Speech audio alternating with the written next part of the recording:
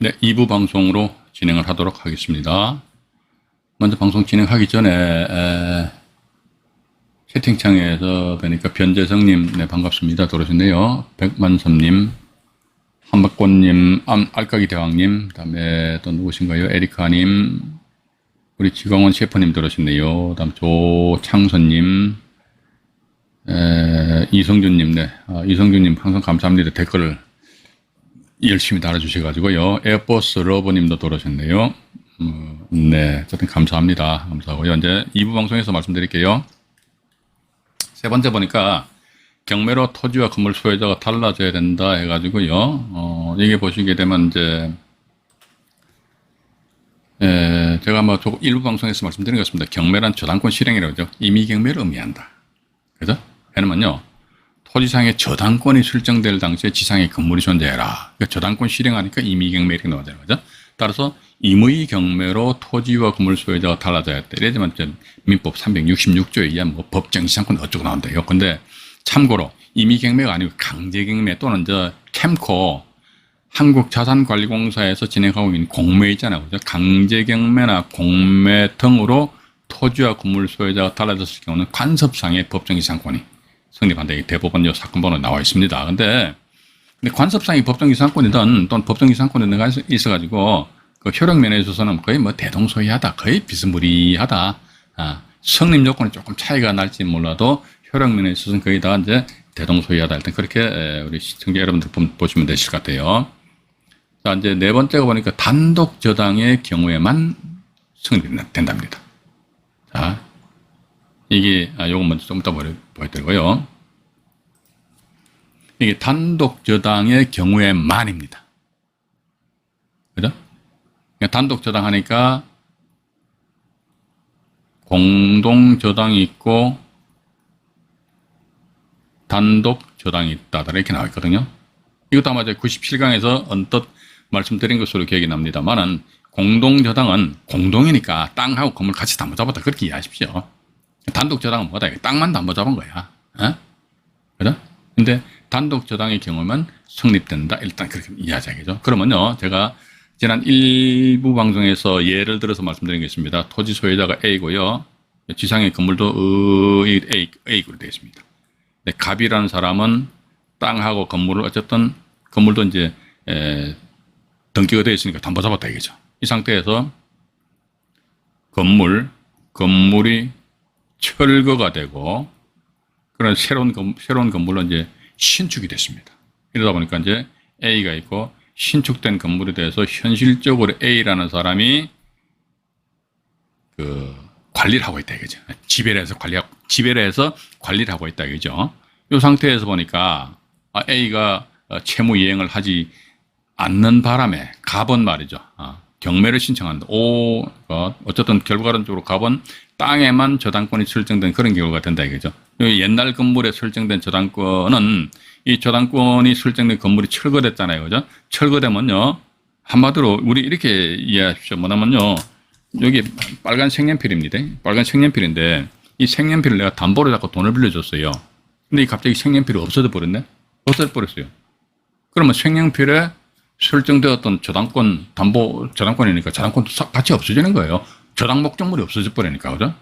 그러다 보니까 요 사람은 같아요. 소유자가 A잖아요. 그죠? 그런데 이 부동산이 틀리잖아요. 요 A는 뭐다? 저당권을 설정한 건물이고 이건 뭐다? 새로운 신축된 건물이기 때문에 갑 입장에서 봐서는 기분 나쁘지만 이 건물을 건드릴 수가 없습니다. 소위 저당권의 유형의 금지 이런 말씀 드렸잖아요. 그제 97강에서 저당권 유형을 금지한다 이렇게 나왔어요. 그렇기 때문에 땅만 경매 신청한다는 것이지요.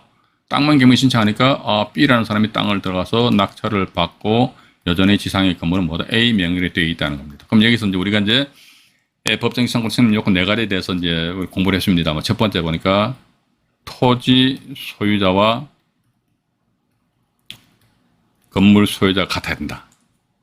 A 같았죠? A 같잖아요. 1번 맞췄어요.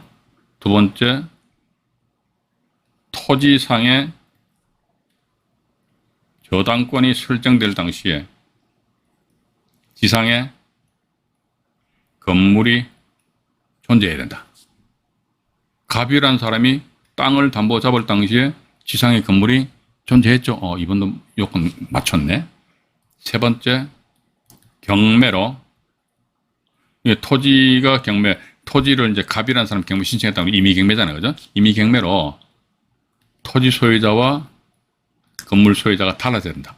A, B로 달라지죠. 1, 2, 3번 다 맞췄네.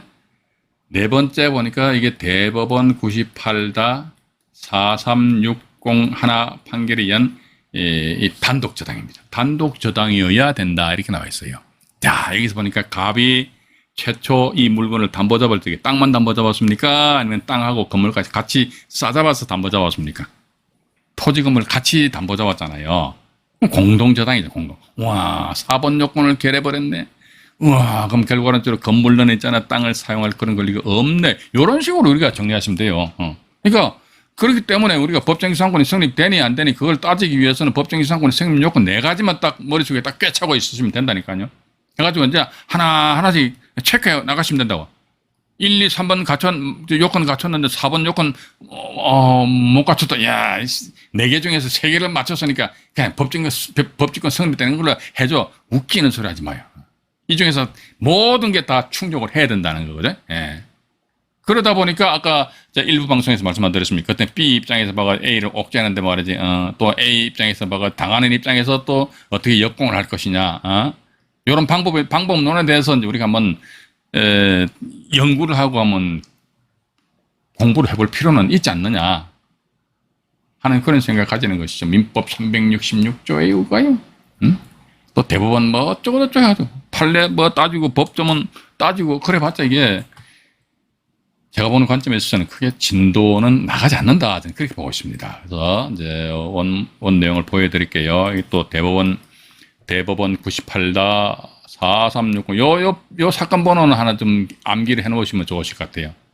대법원 98-4360으로 판결에 의하면 공동저당의 경우, 즉 토지 및 건물의 저당권이 설정된 후 땅하고 건물을 같이 담보 잡았다는 거 아닙니까? 그죠? 채무자가 저당 목적물인 건물을 멸실시키고 새로운 건물을 건축하였고 그 이후에 경매로 토지와 건물의 소유자가 달라졌다면 법정이상권은 성립되지 않는다고 하였다. 지금 제가 조금 전 설명드린 내용이잖아요. 위 대법원 판결에 의하면 단독 저당의 경우에만 법정이상권이 성립되는 것으로 이해하면 된다. 이게 단독 저당은 뭐냐? 이겁니다. 제가 이것도 지난 시간에 97강에서 말씀드렸는데 토지 소유자 A고요. 지상 건물이 찌그러졌어. 이것도 지상 건물인데 이게 현실적으로 A가 지배해서 이제 나름대로 사용을 하고 있어요. 근데 이 건물은 등기가 안 돼 있습니다. 등기가 안 돼 있다 이거죠. 그러다 보니 갑 입장에서 봐가지고요. A한테 돈을 구워주는데 A 명의로 등기된 것은 땅밖에 없으니까 땅만 담보로 잡고 돈을 빌려줬다 이거죠. 이 상태에서 A가 채무 이행을 안 하니까 갑이 말이지 경매 신청하는데 땅만 담보 잡았으니까 땅만 경매 신청할 거 아닙니까? 건물은 등기가 안 돼 있으니까 아예 담보 못 잡잖아요. 땅만 경매 신청하는 거야. 땅만 임의 경매 신청합니다. 땅만 임의 경매 신청하니까 B라는 사람 아싸 야 법직권 관련해서 저 물건 나왔네 해가지고 쏙 들어가서 막 해봤는데 여전히 A 명의로 이렇게 명의는 아니고 A가 현실적으로 지배하고 있다. 이런 경우만 유일하게 법정이상권이 성립됩니다. 한번 따져보자 이게. 첫 번째, 토지 소유자와 건물 소유자가 같았나? 같았죠, 그죠? 맞네. 두 번째, 토지상에 저당권이 설정될 당시에 건물이 있었나? 땅에 갑이 저당권을 설정할 당시 어쨌든 건물이 좋은데 건물은 뭐 반드시 등기된 건물임을 요하지 않는다 말씀드렸잖아요. 그죠? 미등기 건물이든 무허가 건물이든 해체가 용이하지 아니한 가건물이든 어쨌든 4개의 기둥과 4개의 지붕과 벽면에 있어가지고 뭐 어쩌고 해서 비바람을 피할 수 있다. 그럼 건물이 있었잖아요. 그럼 이번 요건도 맞췄네. 세 번째, 경매로, 이것도 무슨 경매? 담보권 실행의 임의 경매로, 그죠? 임의 경매로 어떻게 토지 소유자와 건물 소유자가 달라졌나? 달라졌잖아요. 그죠? 네 번째, 대법원 98-4360 판결에 의해서 단독 저당이, 단독 저당이 된다. 갑이 이 최초 담보 잡을 적에 땅만 담보 잡았습니까? 땅하고 건물 같이 담보 잡았습니까? 땅만 담보 잡았잖아요. 땅만.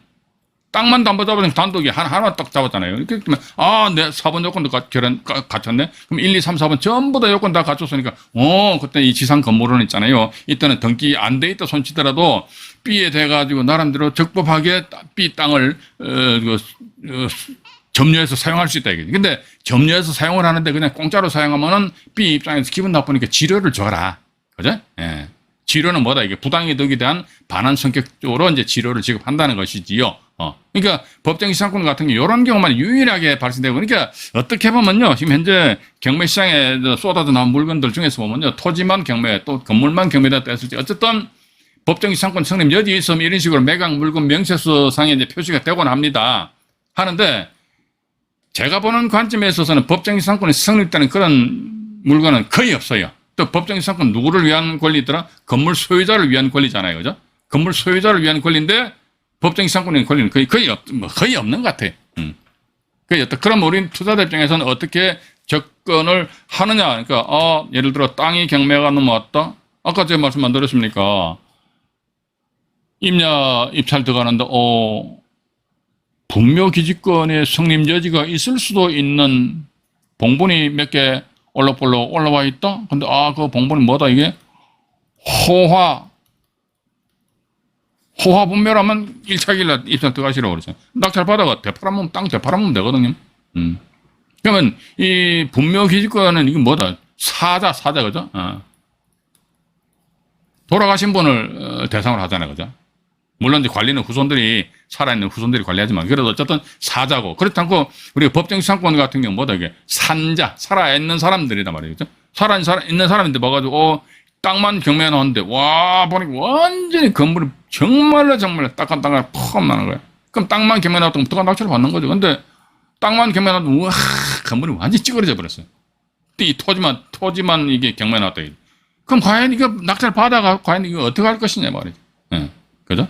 그러니까 토지를 낙찰 받아가지고 유일하게 만약에 토지가 경매 넘어왔다, 이 건물이 뭐가 땅을 사용하는 그런 권리가 만약에 없다고 그러면은, 그럼 이 토지를 낙찰 받은 사람 입장에서 봐서 유일하게 이 토지에 대해서 나름대로 자기가 어떤 권리를 행사해서 수익을 올릴 수 있는 방법은 뭐냐? 그러니까 건물 철거하는 수밖에 없어요. 그죠? 물론 그렇습니다. 그 지역이 무슨 재개발 지역이다 그러면 토지를 낙찰 받았을 경우에 그 토지 낙찰자한테 어느 일정 어떤 분양 조합원으로서 지위가 부여되는지, 만약 부여가 된다면 그때 벌떼같이 개떼같이 덤벼들어야지. 그것도 다 틀려. 그죠? 그러니까 상황에 따라가지고 그때 틀리지 않느냐 하는 그런 말씀을 드려보고 싶습니다. 자, 그럼 여기에 또 나오네. 단독저당 나와 있잖아요. 그죠? 자, 이게 하나가 이제 짠 하니까 또 공동저당이 이렇게 나옵니다. 이게 제가 조금 전에 단독저당, 공동저당에 대해서 이제 말씀을 드렸단 말이죠. 그죠? 말씀드렸기 때문에 그걸 여러분들이 좀 이해를 하시고, 지금 현재 시간이 참 어정쩡하네요. 일단 제가 요 경매 정보지를 하나 펼쳐가지고, 말씀드리고요. 일단 먼저 제가 하나 공지를 하겠습니다. 제 컴퓨터 C 드라이브가요, 완전히 맛이 가버렸어. 그래서 내일 아마 대대적으로 교체를 하는데, 교체를 하다 보면요, 기존에 제 컴퓨터에 깔려있던 프로그램 해가지고 OBS라든지 무슨 구글 이런 이 프로그램들이 있습니다. 아프리카 TV 이런 게 전부 다 제가 다 깔아가지고 다시 한번 이게 시험을 해야 되기 때문에, 혹시 이게 만약에 내일 이제 교체를 합니다. 근데 만약에 제대로 잘 안 된다 그러면 월요일날 방송은 조금 안 될 수도 있을 것 같아요. 그래서 그런 사실관계에 대해서는요, 제가 만약에 안 된다 그러면요, 저희 채널에다가 공지를 띄워놓도록 하겠습니다. 하고요. 우선 여기 보면요, 요거를 하나 보여드릴게요. 여기 동부 2017 타경이거든요. 2017 타경에 4434 4434가 광진구 자양동입니다. 광진구 자양동이고요. 여기 보시게 되면 이제 네,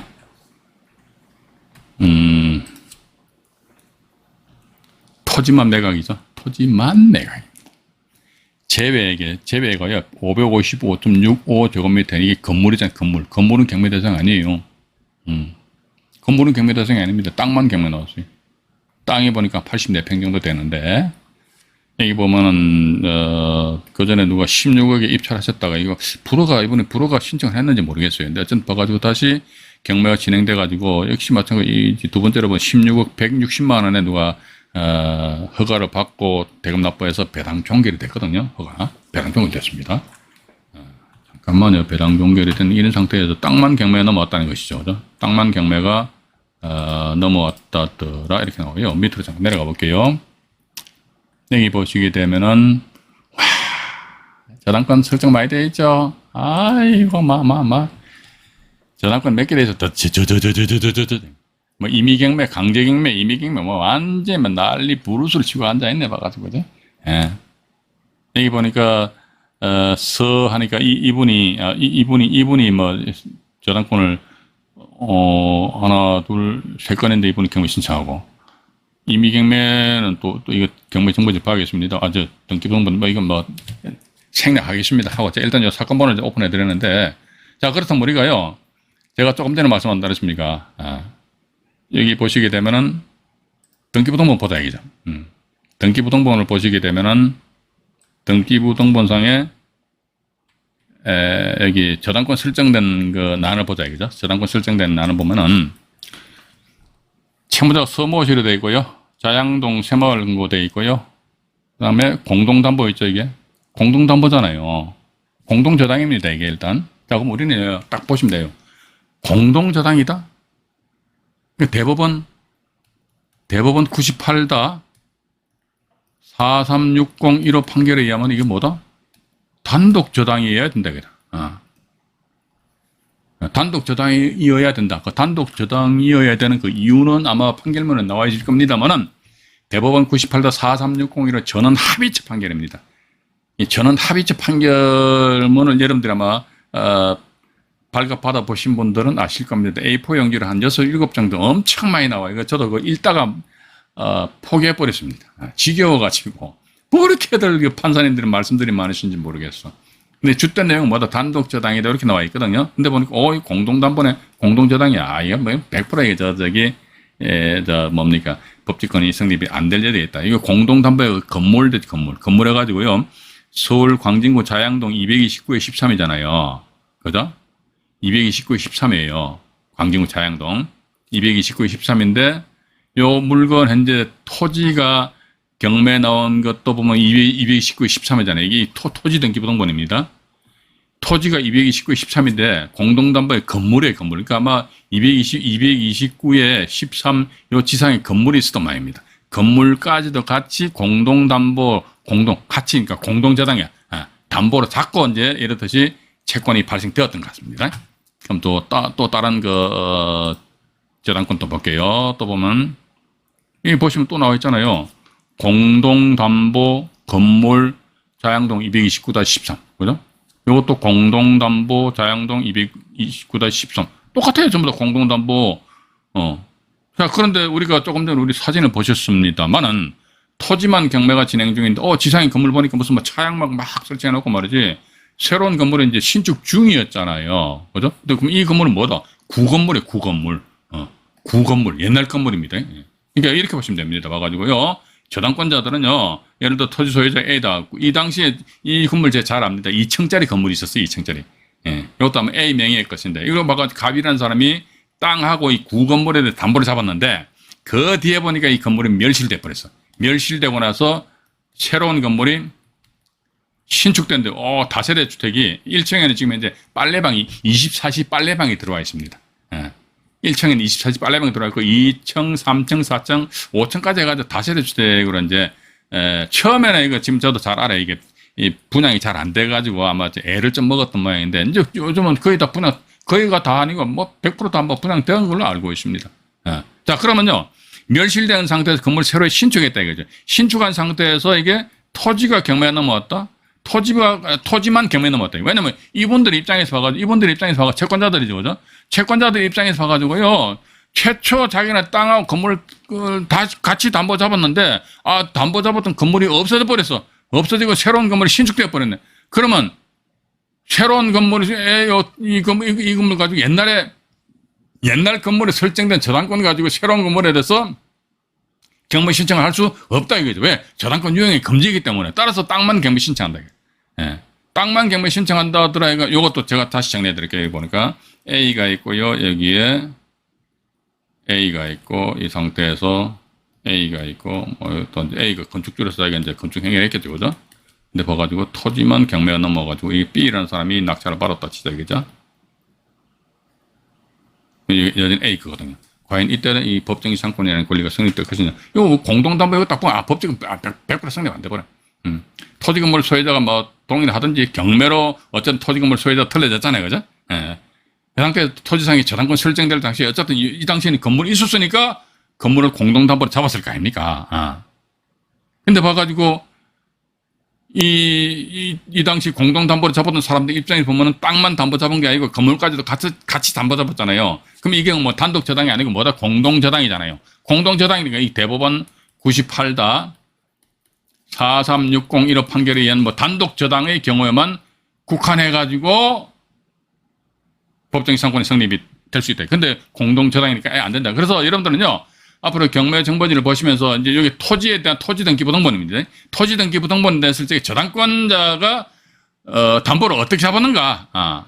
본건처럼 공동 담보다 보니까 본건 토지에 있는 지상에 건물까지도 같이 싸잡아서 담보 잡았다. 그런데 보니까 현재 땅만 경매 중입니다. 우리가 한번 생각해 보자고요. 저당권자가 땅뿐만 아니고 건물까지도 같이 담보 잡았다면요, 담보권 실행한다면 토지 건물 같이 일괄경매 신청하게 되십니다. 맞잖아요. 일괄경매 신청해야지만 저기 어떤 채권 회수가 보다 더 원활하게 된다고. 그런데 이 사람들 분명히 땅과 건물을 같이 공동담보로 잡았음에도 불구하고 왜 이 사람들 땅만 경매 신청했을까? 이건 보니까 지상의 건물, 이 당시 담보 잡았을 적에 지상의 건물은 구건물이고 이제 새로운 건물이 신축 중이다. 그럼요, 이거 사진 한번 보여드릴게요. 이거 제가요. 현재 보면은 이게 사진상으로 이렇게 거의 다 외관 그 골조 공사 다 끝났지. 이렇게 엘베도 있어요. 엘리베이터 그 타워가 있는데 좋다 이거죠. 여기서 이제 밑으로 내려가 볼게요. 보면요, 유치권 행사 중 딱 나왔네.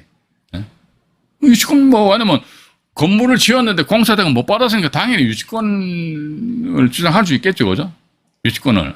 근데 이게 또 엄밀히 따지면 이렇습니다. 봐가지고 예를 들어가지고 내가 이게 공사 진행 중인데 유치권을 주장하고 있어요. 예를 들어 갑이라는 사람은 말이죠, 유치권을 주장하고 있습니다. 근데 A라는 사람이 낙찰을 받았습니다. A라는 땅을 낙찰을 받았거든요. 그럼 A는 갑의 유치권에 의한 공사 대금을 줘야 됩니까? 말아야 됩니까? 안 줘도 되죠. 왜? A는 뭐다? 나는 땅만 낙찰 받았잖아. 이 유치권을 행사한다는 것은요, 이 사람들이 이 건물의 이 특정 건물이잖아요. 특정 건물에 대해서 발생된 채권이잖아요. 채권이 공사대금인데 그 공사대금을 확보하기 위해 가지고 자기네들이 이 유치권을 유치하고 있는 거 아닙니까? 그죠? 근데 A 입장에서 나는 땅만 낙찰 받았다고. 내가 뭐 건물 낙찰 받았냐고. 맞잖아요. 그죠? 난 땅만 낙찰 받았지. 건물을 낙찰 안 받아봤어. 건물 낙찰 안 받았는데, 그런데 A가 이 땅을 낙찰 받고 나서 향차 와가지고 어떻게 한다더라, 이게. 이 건물까지도 만약에, 이 상태에서 건물까지도 만약에 이런 식으로, 돌려버린다더라. 그럼 그때는 이 사람들의 공사대금 채권액이 얼마인지는 어느 정도 감안을 하고, 그래서 이런 물건 같은 경우는요, 우리 일반인들은요, 이런 물건 건드리면 안 됩니다. 이게 법정이상권 같은 경우는요, 일반 투자자들이 건드릴 수 있는 유형의 물건들이 그렇게 많지 않아요. 그러니까, 낙찰 받았다, 지상에 건물이 있다, 이게 법정이상으로 성립, 요것도 엄밀히 따면 법적으로 성립 안 돼요. 자, 그럼 여러분 보십시오. 이게 지상에, 현장 가보니까 말이지, 야, 이거 보니까 뭐, 이런 건물이 또 있어요. 근데 이 건물이 보니까 이 땅을 사용할 그런 권리가 없어요. 그럼 법정이상권 성립 안 되거든요. 그럼 나는 법대로 할 거야. 그러면 건물 철거 소송해서 건물 부순다? 현실적으로 가능합니까? 불가능합니까? 뭐 가능할 수는 있겠죠. 뭐, 그죠? 건물 철거할 수는 있겠죠. 근데 경제적인 측면에서 어떤 손실이 있지 않겠느냐 하는 그런 생각을 가지게 됩니다. 그런 측면에서 가지고 보면은 이 법정이상권은 저는 그렇게 봅니다. 법정이상권이 성립되는지 성립 안 되는지 그건 몰라. 그걸 떠나가지고 지상에 건물이 있는데 그 건물이 보니까 한마디로 참 폼 나는 거야. 누가 봐도 저 건물을 부수기에는 정말 아까워. 단지 법리적으로 봐서 건물을 철거해야 된다 라는 대명제가 있는데 뒤로 돌아서서 보니까 야, 저 건물을 철거하기엔 너무나 아까워. 그럼 어떻게 다시 뒤로 돌아서 가지고 삼겹살에 소주 한 잔 먹으면서 서로 협상해가지고 땅 사가 아니면 건물 명의 나한테 넘겨. 물론 이것도 이런 것도 한번 생각해봐야 될 것 같아. 이 땅을 들어가서 이제 낙찰 받으신 분들은요, 건물을 지었다 그러면 건축주가 있을 거 아닙니까? 건축주, 그죠? 건축주가 있으면은 이 건축주에 대한 변경 신청해야 될 거 아닙니까? 변경 신청해가지고 예를 들어가지고 토지를 갑이 낙찰받았다 그러면 건축주가 A인데 이걸 뭐 변경 신청해서 건축주를 갑으로 변경을 해놔야지만 이게 다세대 주택이니까 이제 그 이후에 제대로 어떤 분양 절차를 밟아가지고 팔아서 나름대로 수익을 올리지 않겠느냐. 이런 것까지도 이제 사전에 다 나름대로 어떤 세팅을 다 해놔야 돼. 계획을 딱 잡아놓고 입찰 들어가야 되기 때문에 단순하게 우리가 아파트를 낙찰 받아가지고 말하자 임차인에 대한 점유이전 금지 가점 신청해서 명도하고 말이지. 그것만 아는 사람들이 이건 건드렸다. 저도 사실 이런 물건 건드리려면요. 그렇게 쉽사리 못 건드립니다. 저는. 나름대로 어떤 조사를 좀 많이 해야 되지 않겠느냐 하는 그런 생각 가지게 되거든요. 자, 그런데 보시면요. 현재 우리 저 사진을 보시게 되면요. 뭐 건물이 이제 공사 중으로 되어 있잖아요. 다음 로드뷰를 잠깐 보여드릴게요. 로드뷰를 보면요. 이게 로드뷰를 확대합니다. 현재 보이시는 이 건물입니다. 이 건물. 이게 구건물이요. 요게. 이 건물이. 지금 보시면요. 보이시는 이게 여기 1층이고 여기 2층도 있어요. 이게 구건물입니다. 구건물. 구건물인데 여기 구건물인데 말이죠. 이게 과연 어떻게 됐느냐 해가지고 다시 이제 화면을 조금 정리해. 한 발짝만 더 앞으로 넘어갈게요. 넘어가서 다시 뒤돌아왔습니다. 뒤돌아서서 보면 뭐야. 조금 전에 보았던 그 건물 있잖아요. 그죠? 조금 전에 봤던 건물은 구건물이고 여기 1층에 지금 이제 요 당시에는 저기 빨래방이 안 돌았는데 지금 이제 빨래방 24시 빨래방 들어와 있어요. 그러나 빌라가 1, 2, 3, 4층. 1층은 여기 요건 빨래방이고 요 주차장 입구입니다. 이렇게 요쪽으로 해가지고 사람들 출입구역이고 여기 보면 자양시장에 완전히 뭐 엎어지면 코다할 때 문에서 딱 나와가지고 10초만 딱 걸어가면요 자양시장입니다.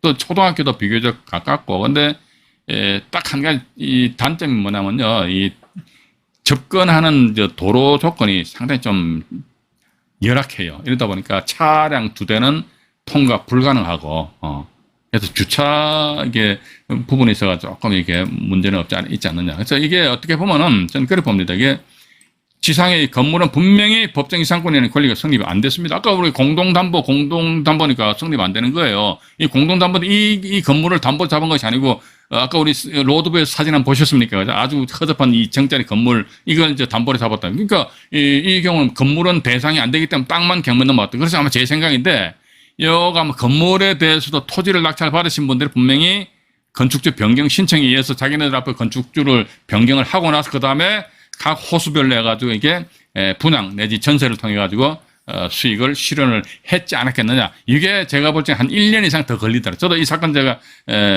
옆에 마침 있기 때문에 찬찬히 보니까 1년 이상 소요가 된 그런 사건이다. 일단 그렇게 말씀을 드려보고 싶습니다. 자, 오늘 말이죠. 제가 유치권 관련된 사건들이 몇 개 준비했는데 오늘 요거 일단 한 개만 말씀드리고 그 다음에 또 언제입니까? 우리가 6월 벌써 6월 달도 이제 마지막이네, 그죠? 6월 27일, 참 시간 빨리 간다.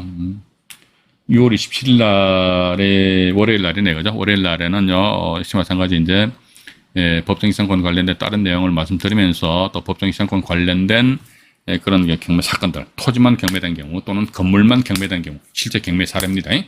그걸 가지고 과연 그런 걸 낙찰받아가지고 이 사람들이 과연 어떤 식으로 수익을 올렸는지, 우리 그런 걸 이제 경매 청구지를 통해 가지고 한번 분석을 해보는 그런 시간을 가지도록 하겠습니다. 자, 오늘은 여기까지 방송을 진행하도록 하겠습니다. 방송 시청하시느라고 대단히 수고하셨고요. 구독 신청을 해주시면 대단히 감사하겠습니다. 주말 편안하게 잘 보내시기 바라겠습니다. 이상 안종인이 말씀드렸습니다. 네, 고맙습니다.